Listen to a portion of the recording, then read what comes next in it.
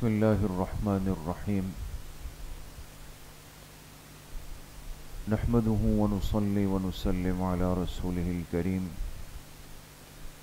اما بعد فاعوذ باللہ من الشیطان الرجیم بسم اللہ الرحمن الرحیم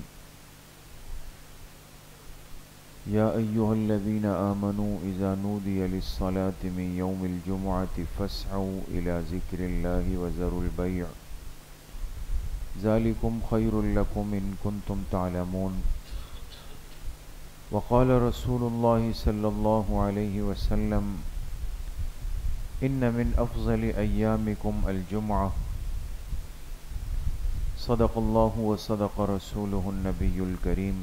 تمام احباب ایک مرتبہ درود شریف پڑھ لیں۔ اللہم صلی علی محمد وعلی آل محمد کما صلیت علی ابراہیم وعلی آل ابراہیم انک حمید مجید۔ اللہم بارک علی محمد وعلی آل محمد کما بارکت علی ابراہیم وعلی آل ابراہیم انک حمید مجید۔ میرے انتہائی قابل قدر دوستوں، بھائیوں اور بزرگوں، الحمدللہ اعتکاف کا مسنون عمل چل رہا ہے اور کسی نہ کسی درجے میں ٹوٹے پھوٹے اعمال کا موقع اللہ پاک دے رہے ہیں۔ اللہ پاک اپنی بارگاہ میں اپنے فضل سے قبول فرمائے اور جتنے دن اور ساعتیں باقی ہیں اللہ اس کو اپنی مرضیات میں گزارنے کی توفیق ہم سب کو نصیب فرمائے۔ چونکہ یہ وقت اور دن اور عشرہ بہت زیادہ قیمتی ہے، پھر جب اس میں جمعے کا دن بھی آ جائے تو اس کو گویا 4 چاند لگ جاتے ہیں۔ عام دنوں میں بھی ہفتے کے 7 ایام میں جمعے کا دن بہت ہی اہمیت اور خصوصیت کا حامل ہے، اس لیے اس دن کے لیے خاص احکامات اتارے گئے، خصوصی احکامات اس کے لیے بیان کیے گئے۔ قرآن کریم میں اللہ رب العزت نے پوری سورت نازل فرمائی ہے 28ویں پارے میں، جس کا نام ہی سورۃ الجمعہ ہے۔ اس سورت میں بھی اللہ پاک نے اس دن کی اہمیت کو اور اس کی خصوصیت کو ذکر فرمایا ہے۔ ایک مسلمان کے لیے اس دن کو سمجھنا اور اس کے اعمال کو پابندی سے ادا کرنا یہ بڑی اہمیت کا حامل ہے۔ آج ہم اس دن کے اہتمام میں بڑی سستی کر جاتے ہیں اور عام دنوں کی طرح اس کو گزار لیتے ہیں۔ تو اعتکاف میں بیٹھنے کا جہاں اور بہت سارے مقاصد ہے، ایک اہم ترین مقصد جو بار بار عرض کیا کہ ہر ساتھی یہ فکر کرے کہ ہر سنت پر کسی نہ کسی درجے میں عمل ہو جائے۔ تو اب ہمارے پاس تو اس اعتکاف میں ایک ہی جمعہ ہے، کل کا جو آخری ہے، جمعۃ الوداع ہے۔ تو آج کی اس مجلس میں ہم تھوڑا سا جمعے سے متعلق کچھ اہم باتوں کا اور آداب کا مذاکرہ کر لیں۔ حدیث پاک میں جناب نبی کریم صلی اللہ علیہ وسلم نے فرمایا کہ تمہارے دنوں میں ان من افضل ایامکم، تمہارے دنوں میں سب سے افضل دن وہ جمعے کا دن ہے۔ اور ایک روایت کے اندر فرمایا سید الایام الجمعہ، جمعے کا جو دن ہے یہ تمام دنوں کا سردار ہے، اور رمضان کا جو مہینہ ہے یہ مہینوں کا سردار ہے۔ تو مہینہ بھی سردار ہے، دن بھی سردار ہے، بڑی اہمیت والا دن ہے۔ اس لیے اس دن کو انسان اہتمام سے گزارنے کی ترتیب سمجھ لے۔ ایک اہتمام کا کیا مطلب ہے، جمعے کی تیاری کا کیا مطلب ہے؟ تو کچھ چیزیں ایسی ہیں جو جمعے کے مسنون اعمال میں سے ہیں، ہم اس کو سمجھ لیں، سیکھ لیں، یاد کر لیں اور پھر اس پر عمل کرنے کی پوری کوشش کریں۔ 5 باتیں ایسی ہے کہ جس کا اہتمام ایک مسلمان کو جمعے کے دن کرنا چاہیے. 5 باتیں. سب سے پہلی بات جو اس میں ہے اور جو اہتمام جمعہ کے اندر شامل ہے کہ ایک مسلمان وقت سے پہلے تیار ہو کر مسجد پہنچنے کا اہتمام کر لے. یہ جملہ سمجھ میں آ رہا ہے دوستو؟ ایک مسلمان وقت سے پہلے تیار ہو کر مسجد پہنچنے کا اہتمام کر لے. وقت سے پہلے تیار ہونے کا مطلب یہ ہے کہ عام نماز کے لیے آتے ہوئے ہمیں صرف وضو بنانا، چاہے وہ ہم مسجد میں بنائیں تو بھی ٹھیک ہے، چاہے گھر میں بنائیں وہ بھی ٹھیک ہے. لیکن جمعے کے دن کے لیے غسل کرنا مستقل سنت ہے، مستقل سنت ہے. بعض فقہا نے اس کو واجب لکھا، اس لیے کہ حدیث پاک میں اس طرح کے الفاظ ہیں: غسل یوم الجمعۃ واجب یا لازم علی کل محتلم. ہر بالغ شخص کے لیے جمعے کا غسل کرنا لازم ہے. ایک روایت اس طرح کی. لیکن ہمارے ہاں فقہ حنفی کے اندر جو بعد کی روایت ہوتی ہے، جو آپ علیہ السلام نے آخری عمر میں بیان کی ہو، اس روایت کو قبول کیا جاتا ہے اور اسے گزشتہ روایات کے لیے ناسخ سمجھا جاتا. تو بعد میں جو روایت ہے اس میں آپ علیہ السلام سے پوچھا گیا تو آپ نے فرمایا کہ جو غسل کر لے تو بہتر ہے، اور جو وضو کر لے تو فبہا و نعمت، یہ بھی کافی ہے. تو اس لیے میرے عزیز و دوستو بزرگوں، جمعے کے دن کا جو غسل ہے یہ کیا ہے؟ سنت ہے. تو ایک مسلمان جمعے کے لیے غسل کرے گا اہتمام سے، اور اگر جسم کے زائد بالوں کی صفائی نہیں کی، دن اوپر ہو رہے ہیں تو اس کی صفائی کر لے گا، مسواک کا اہتمام کرے گا، صاف ستھرے کپڑوں کا اہتمام کرے گا، خوشبو لگانے کا اہتمام کرے گا، اگر سرما ہے تو اس کا اہتمام کرے گا، داڑھی اور سر کے بالوں کے اندر کنگھی کرے گا. جیسے ایک انسان اپنے آپ کو تیار کرتا ہے کسی تقریب کے لیے، کسی معزز جگہ کے لیے، جمعے کی کم سے کم تیاری اتنی ہے دوستو.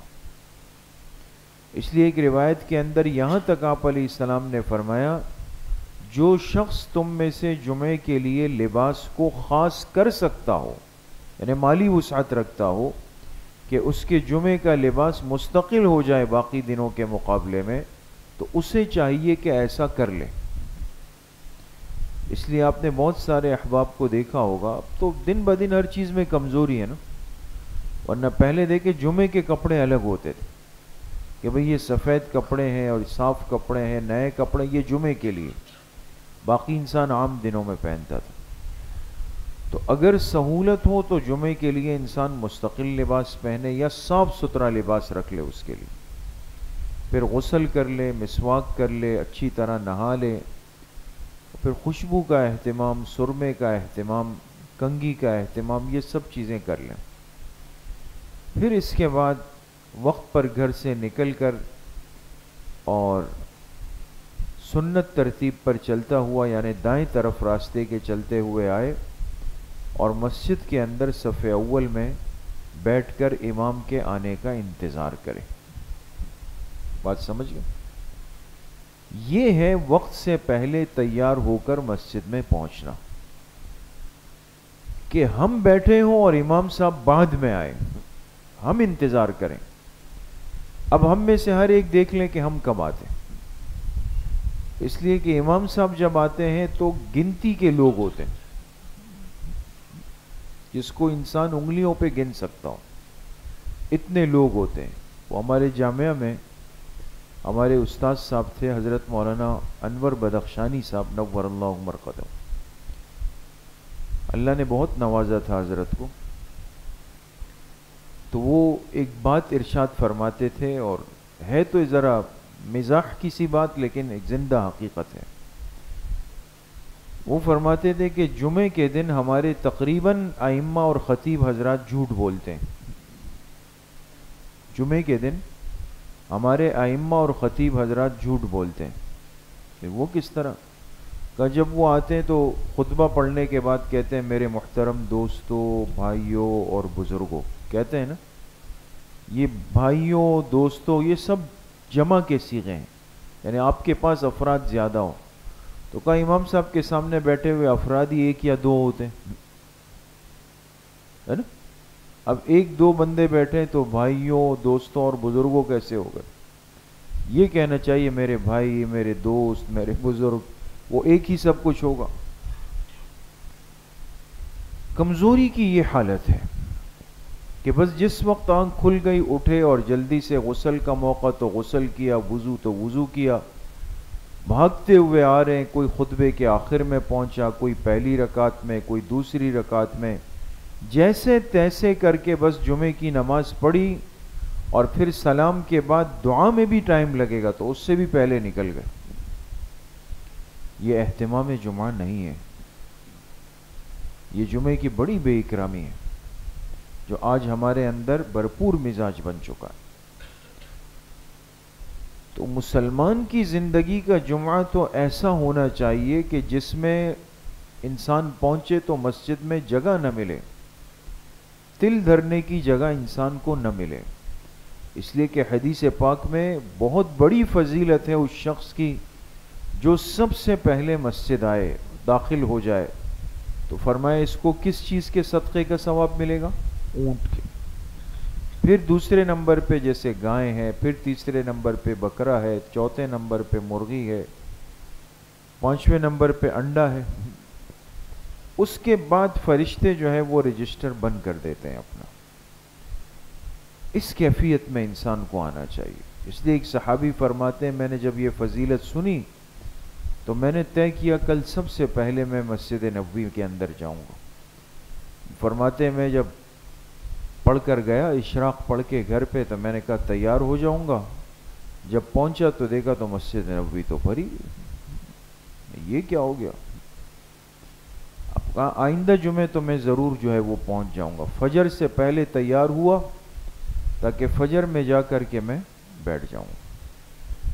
تو جب فجر کے اندر پہنچا تو آدھی مسجد نبوی بھری ہوئی تھی، مجھ سے پہلے آدھی مسجد بھری.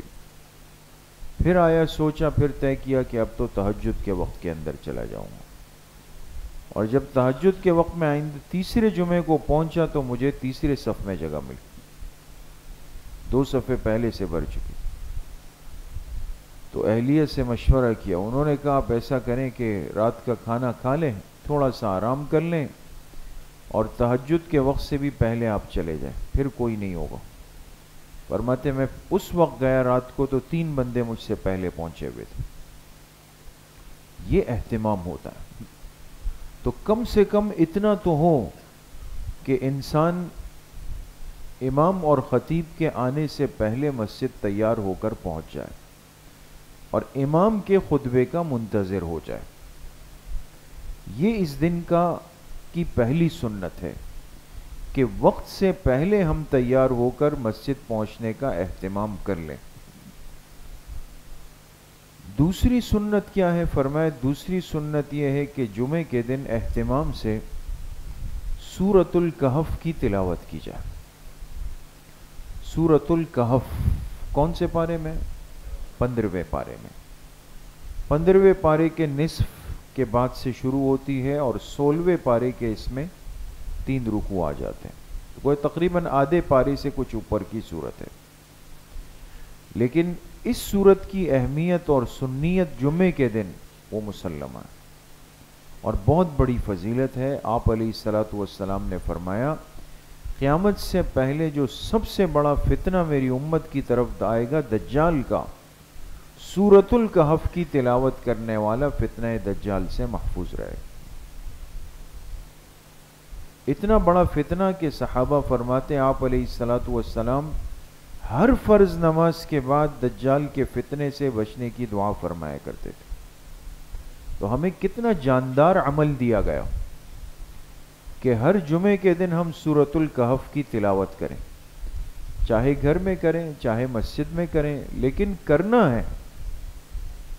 اب دیکھیں گنتی کے لوگ ہوتے ہیں، آپ جب مسجد آتے ہیں ہم دیکھتے ہیں کچھ لوگ بیٹھ کر سورۃ الکہف کی تلاوت کر رہے ہیں۔ ہونا یہ چاہیے کہ بھئی ایک مجمع آ چکا ہو اور وہ سورۃ الکہف کی تلاوت کر رہا ہو، اور علماء نے لکھا ہے کہ اس کی تلاوت کا وقت شروع ہو جاتا ہے شب جمعہ، یعنی جیسے ہی جمعرات کے دن کی مغرب ہو گئی نا تو اسلامی اعتبار سے تو دن مغرب میں بدل جاتا ہے۔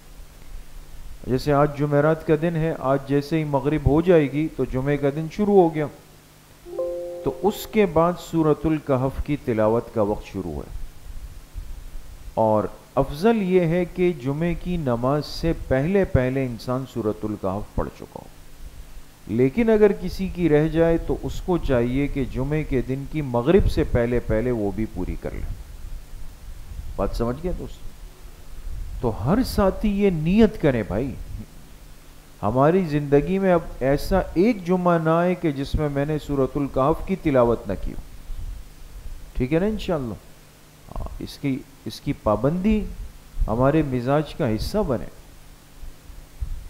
شروع میں ٹھیک ہے، جب عادت نہیں ہوتی تھوڑا وقت لگتا ہے اس میں، لیکن جب معمول بہا ہو جائے پھر کوئی دقت نہیں۔ تیسرا مسنون عمل جو جمعے سے متعلق ہے وہ ہے درود شریف کا اہتمام۔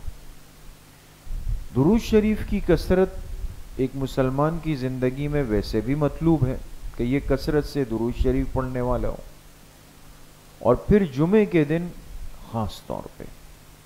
حدیث پاک میں آتا ہے، جناب نبی کریم صلی اللہ علیہ وسلم نے فرمایا، میرا جو امتی جمعے کے دن مجھ پر کثرت سے درود شریف پڑھے گا، میں قیامت کے دن اس کے لیے خاص شفاعت کروں گا، خاص سفارش کروں گا اس کی۔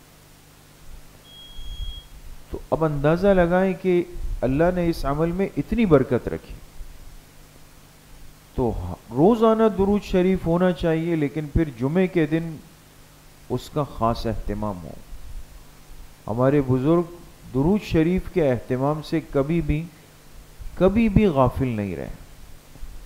میں اس دن ایک مضمون پڑھ رہا تھا، ایک عالم نے حضرت حاجی عبد الوہاب صاحب رحمۃ اللہ علیہ کے معمولات یومیہ نقل کیے تھے۔ حاجی صاحب رحمۃ اللہ علیہ تھے نا ہمارے رائیونڈ کے بزرگ۔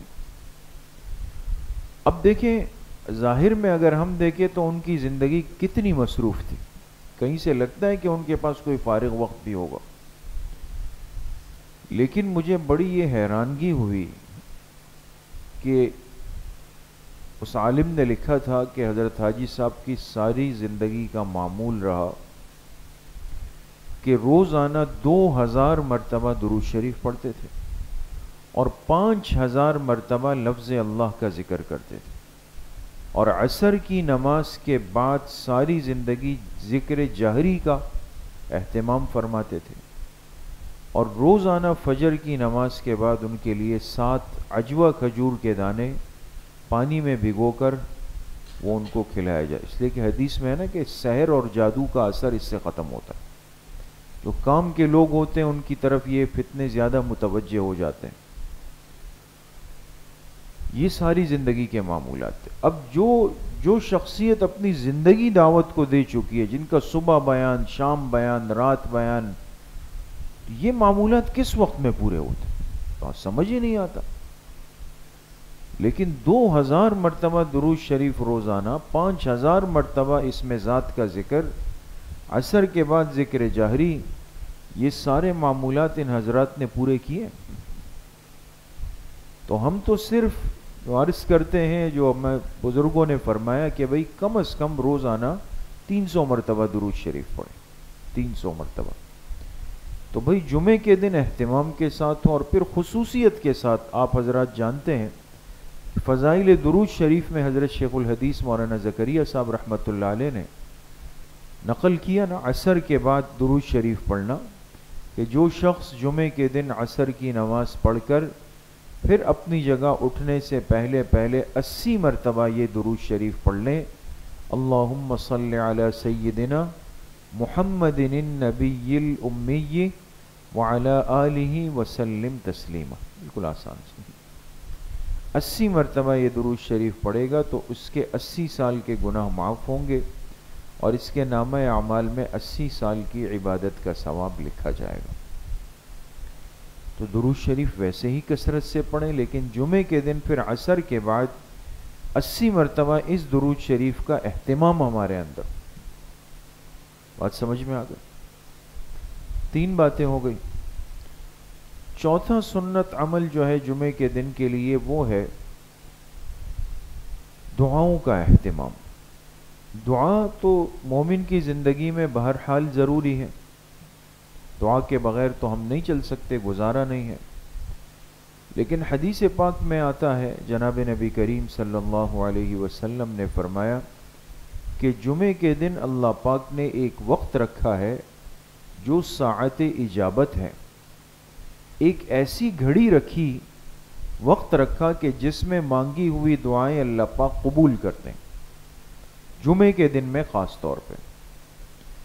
اب وہ ساعت اجابت کیا ہے، وہ گھڑی کون سی ہے جس میں مومن بندے کی دعائیں قبول ہوتی ہے؟ اس حدیث کو لے کر محدثین نے بہت بحث کی ہے، اور شارحین حدیث نے 35 توجیحات لکھی ہے اس کی، 35 مقامات، لیکن ان 35 کا خلاصہ نکال کے پھر سب نے اتفاق کیا 2 اوقات پر، کہ جمعے کے دن 2 وقت ایسے ہیں کہ جس میں سب سے زیادہ یہ امکان ہے کہ وہ ساعت اجابت ہو، مقبول دعا کا وقت ہوگا۔ وہ 2 اوقات کون سے ہیں؟ ایک فرمایا کہ 2 خطبوں کے درمیان کا مختصر سا وقت۔ جب جمعے کے دن خطیب خطبہ دیتے ہیں نا، عربی والا خطبہ، آپ نے دیکھا ہوگا ایک خطبہ دے کے تھوڑی دیر کے لیے ممبر پہ بیٹھتے ہیں، اور کیا ہے کبھی تو تھوڑی دیر کے لیے، یہ بیٹھنا سیکنڈوں کا عمل ہوتا ہے، لمبا چوڑا نہیں ہوتا، یہ تھوڑا سا وقت ہوتا ہے، 5-7 سیکنڈ کا وقت ہوتا ہے بس، پھر دوسرا خطبہ شروع ہو جاتا ہے۔ تو یہ جو 2 خطبوں کے بیچ کا تھوڑا سا جو وقفہ گیپ ہے، فرمایا یہ وقت ایسا ہے کہ اس میں اللہ پاک دعائیں رد نہیں فرماتے، اور یہ ایک آزمودہ بات ہے۔ لیکن اس میں ہمیں 2 باتوں کا بہت خیال رکھنا ہے، یہ ساتھی سمجھ بھی لیں اور مسئلہ بھی ہے۔ ایک تو یہ بات ہمیشہ یاد رکھیں کہ جب جمعے کا خطبہ شروع ہو جائے تو حدیث پاک میں یہ صراحت موجود ہے کہ اذا خرج الامام فلا صلاة ولا کلام، امام جب خطبے کے لیے آ جائے، یعنی خطبہ شروع کر دے، اس کے بعد پھر نہ کوئی نماز شروع کرے گا، نہ کوئی کسی بھی قسم کی بات چیت کرے گا۔ تو اب فقہاء نے لکھا ہے کہ جب 2 خطبوں کے درمیان بندہ دعا کرے تو زبان سے نہیں کرے گا، اس لیے کہ ممانعت ہے، زبان سے نہیں، پھر دل میں دعا ہوگی۔ بات سمجھ گئے؟ دوسرا یہ کہ جسم کو جنبش اور حرکت دینا، کہ ہاتھ اٹھانا، یہ بھی ممنوع ہے۔ یہ بات سمجھ رہے ہیں؟ اس لیے ہم دیکھتے ہیں بعض دفعہ بہت سارے احباب ہاتھ اٹھا لیتے ہیں، اس لیے کہ یہ مسئلہ تو سنا ہوتا ہے کہ 2 خطبوں کے درمیان دعائیں قبول ہوتی ہے، یہ شرط ہے اس کے ساتھ کہ ہاتھ نہیں اٹھانے، ہاتھ اٹھائے بغیر دعا کریں گے، اور کس سے کریں گے؟ دل سے، دل میں۔ اب جو ضروری چیزیں ہیں انسان کو پتہ ہوتی ہے مجھے اللہ سے کیا مانگنا ہے، اب 5-6-7 سیکنڈ میں 2-3 چیزیں انسان طے کر لے کہ بھئی آج کے جمعے میں مجھے یہ دعا مانگنی ہے، اور وہ دل میں اللہ پاک سے مانگ لے، جیسے ہی دوسرا خطبہ شروع ہو پھر خطبے کی طرف متوجہ ہو جائے۔ ایک وقت تو یہ ہے۔ دوسرا جو وقت ہے وہ ہے جمعے کے دن عصر کے بعد مغرب سے پہلے کا جو تھوڑا سا وقت ہوتا ہے نا، عصر کی نماز کا آخری وقت اور مغرب کی اذان کے قریب کا وقت، یہ بڑا قیمتی اور طاقتور وقت ہے دوستو۔ اس میں آپ کو بہت کم ملے گا کہ اللہ کے نیک بندے دعاؤں کے اندر مشغول نہ ہوں۔ ہم تو وقت ضائع کرتے ہیں، لیکن دیکھا یہی گیا بڑوں کو، اساتذہ کو، اللہ والوں کو، کہ وہ جمعے کے دن عصر کا وقت جب اپنے اختتام کی طرف آتا ہے، آپ سمجھے جیسے آج کل ہم افطاری کے دسترخوان پہ بیٹھتے ہیں، اب ایک 10 منٹ باقی ہوتے ہیں، ہم سب بیٹھ جاتے ہیں، یہ جو 10 منٹ ہے آخر کے، یہ بہت قیمتی ہے دوستو. اللہ پاک کی خصوصی رحمت بندوں کی طرف متوجہ ہوتی. تو اس میں بندہ کیا کرے، اگر تو مسجد میں ہو تو آ کے صف میں جگہ پکڑ کے توجہ اور تسلی کے ساتھ بیٹھ جائے، اور اس میں تو مسئلہ نہیں ہے، ہاتھ اٹھا کر خوب یکسوئی سے دعا کر لے. اور اگر گھر میں ہے، دکان میں ہے، کہیں بھی ہے جہاں موقع ملے، لیکن انسان دعا ضرور کر لے. اور پھر الحمدللہ ہم تو اعتکاف میں ہے، پھر رمضان ہے، پھر مسجد ہے، پھر افطار کا وقت ہے، بہت ساری چیزیں جمع ہیں. تو بھئی یہ دن اور یہ وقت کوئی بھی ضائع نہ کرے. اور دیکھیے ہماری دنیا میں آج بہت سارے کام پھنسے ہوئے ہوتے ہیں، ہم پریشان گھومتے، یہ کیسے ہوگا، وہ کیسے ہوگا، وہ پھر کیسے ہوگا. بھئی یہ وقت اللہ پاک نے دیا، اس میں ہم بیٹھ کر تسلی کے ساتھ اللہ پاک سے مانگ لیں. اپنی ساری چھوٹی بڑی ضروریات وہ کس کے سامنے رکھ دیں؟ اللہ کے سامنے، کہ اللہ یہ سارے کام ہیں میرے، یہ آپ میرے لیے بنا دیجئے. 4 چیزیں ہو گئی. 5ویں چیز جو ایک سنت عمل ہے، لیکن وہ جمعے کی سنت خاص نہیں ہے، ایک مطلقاً سنت عمل ہے، وہ صلاۃ التسبیح. صلاۃ التسبیح کی نماز پڑھنا. یہ کتنی رکعتیں ہیں؟ 4 رکعتیں. یہ 4 رکعتیں ہیں، اور اس میں اور باقی نمازوں میں صرف ایک فرق ہے، یہ وہی عام نفل نماز ہے. جب نیت کریں گے نا تو بس اتنا سا، میں 4 رکعت صلاۃ التسبیح کے نوافل کی نیت کرتا ہوں بس، یا دل میں نیت کر لیں. تو جو تیسرا کلمہ ہے سبحان اللہ والحمد للہ ولا الہ الا اللہ واللہ اکبر، یہاں تک بس. یہ تیسرا کلمہ، اس کو ہم نے صلاۃ التسبیح میں پورا کرنا ہوتا ہے کتنی مرتبہ؟ 300 مرتبہ.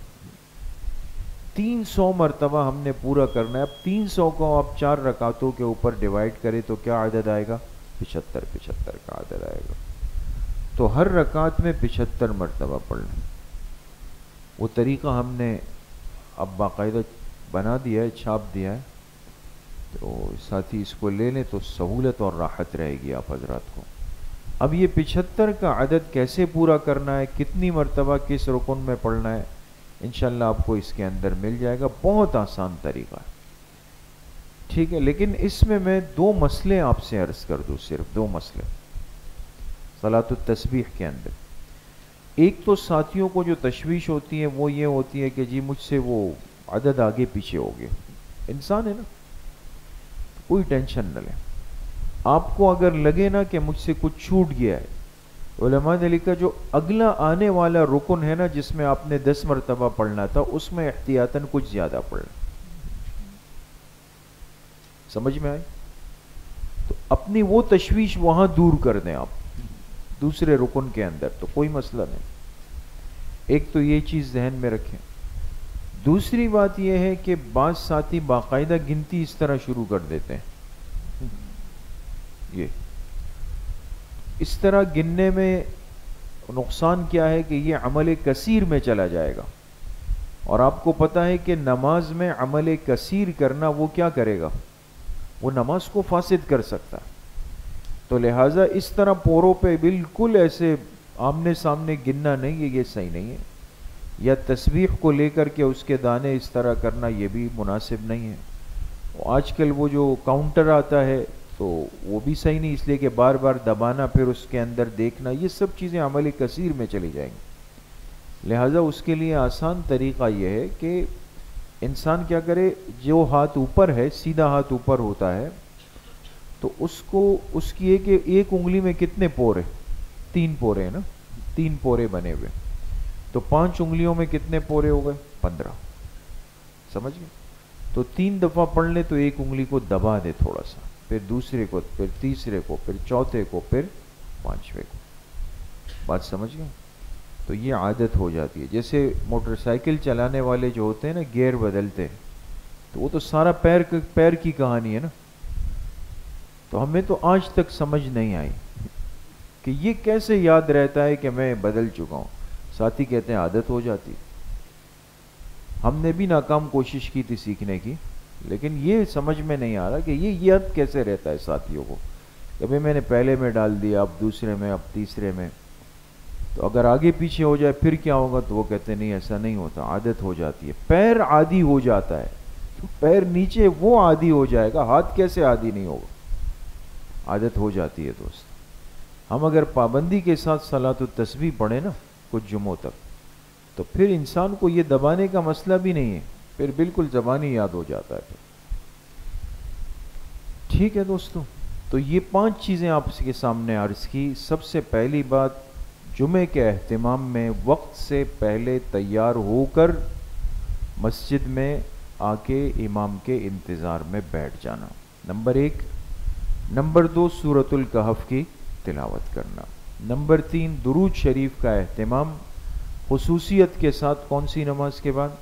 عصر کے بعد کتنی مرتبہ؟ 80 مرتبہ، جو مخصوص درود شریف ہے۔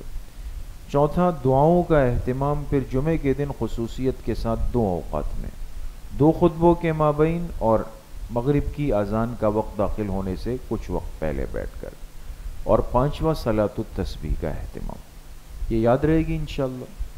اچھا، پھر آج الحمدللہ ہے بھی 27ویں شب، ختم قرآن کریم بھی ہے الحمدللہ، تو یہ تو تمام تاخراتوں میں پھر بڑی برکت والی رات ہے۔ تو جہاں ساتھی باقی معمولات کی طرف جائیں گے تو ہم یہ پوری کوشش کریں کہ آج کی رات بھی صلاۃ التسبیح پڑھ لیں۔ پھر کل جمعہ ہے، تو کل جب ہم دن میں اٹھیں گے تو اس وقت بھی اہتمام کے ساتھ ایک مرتبہ پھر صلاۃ التسبیح پڑھ لیں۔ آپ کو لگے گا بھئی یہ تو 2 دفعہ ہو گئی، ایک آج کی رات کی نسبت سے ہو جائے، ایک جمعے کے دن کی نسبت سے ہو جائے۔ ٹھیک ہے دوستو، کون کون اہتمام کرے گا؟ سب کریں گے، اللہ پاک صحیح عمل کی توفیق نصیب فرمائے۔